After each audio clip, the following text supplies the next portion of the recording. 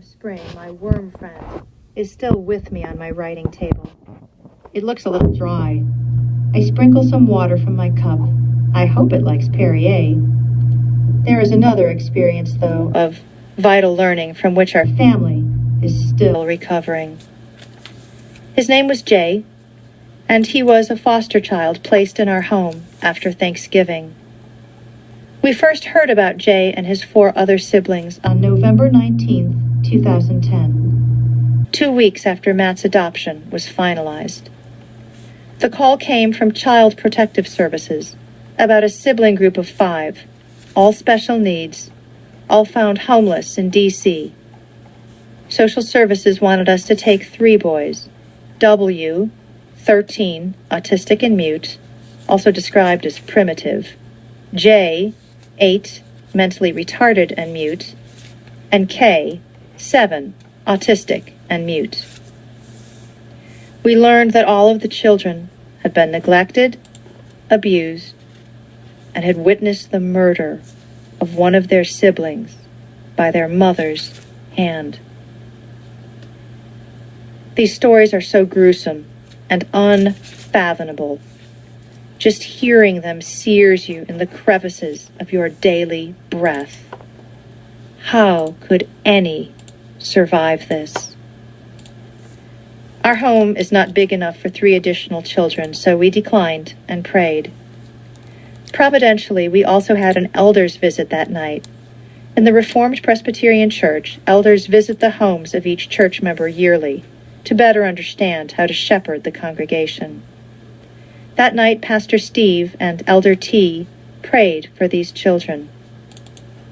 All throughout the Thanksgiving holiday, my heart was heavy. I kept thinking about how sometimes the surplus of our lives prevents us from saying yes to those in need. You know, holidays are such busy times. When your calendar is too full, it squeezes out mercy ministry. It's hard to fit in the stranger and the outcast. By Friday, Kent and I both said to each other, if Social Services calls again, let's try to say yes to 1 child. The second call from Social Services came on Monday at 4:30 p.m. Mary had pink eye, and Knox had snot coming out of his nose in every color but clear. The social worker was tense. The children were at the agency already. The foster home that had said yes to the 3 boys decided that they could not handle them. The agency would close in 30 minutes. The question was simple. Could we take just 1? I immediately told Knox and Mary what was happening and sent them into the dining room to pray. I was able to reach Kent on the cell phone, and he said, yes, pick 1. I joined Knox and Mary in prayer. Punctuated through daily mundane prayers for birthday parties and sick pets, was a request that God would bring this boy, whose name we did not know, to our home, help him to feel safe enough to talk, and help him to come to know Jesus. Listening to children pray is therapeutic. They made it sound so simple. Bring the child home, love him and feed him and pray for him, and do all with the faith that God loves orphans, and he never gets the address wrong.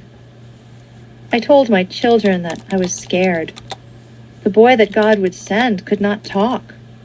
How in the world could we communicate with him? Knox gave me that look and said, Mom, kids talk with their eyes. We will understand him. It all starts with the biggest hurdle, learning to say yes. As soon as Kent got home, we piled in the van to pick up Jay. The office was closed by now. We met the social worker at the elevator and signed some papers. Jay came to us with eyes dilated and heart pounding visibly through his shirt. He also had beautiful black eyes and a smile that could melt a Klondike bar. Knox immediately had Jay laughing over something.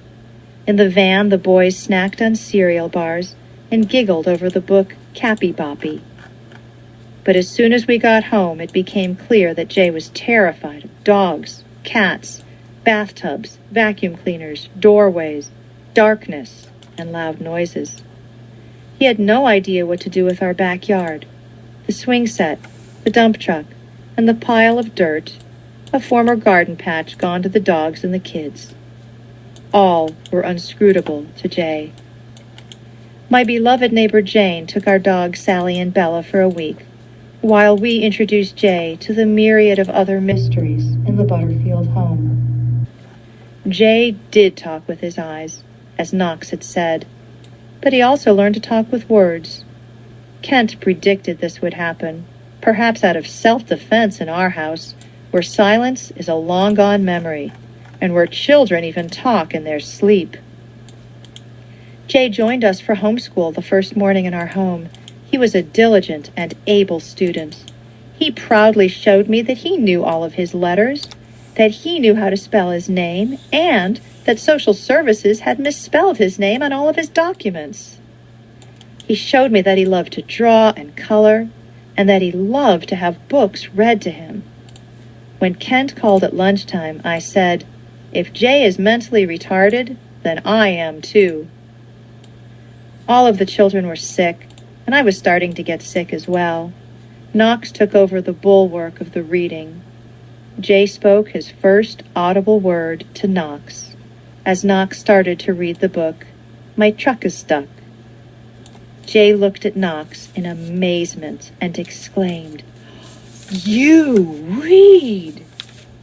From that moment on, Jay would find books around the house and bring them to any able reader. He loved books, and especially loved Knox reading to him. Jay came to us with shoes that were 2 sizes too small, and clothes with broken zippers. My mom went to Target for toothbrushes and pajamas and chicken nuggets for the week. My neighbor Michelle showed up at my door with bags of clothes and shoes and a winter jacket. Jay was thrilled. Each morning he picked out dressy clothes, khaki pants, and collared shirts. Matt gave Jay a watch, which Jay put on every morning. We witnessed how much Jay wanted to be clean and wear clothes that made a good appearance. Matt's watch on Jay's wrist was an interesting touch. Time and place meant something to Jay. I don't know how I would have dressed Jay without my mom and Michelle's contributions. I don't know how I would have gotten him to relax without Jane taking the dogs for a week. I don't know how Jay would have learned to talk without all the children surrounding him with stimulation, love, and acceptance. Soon we fell into a routine.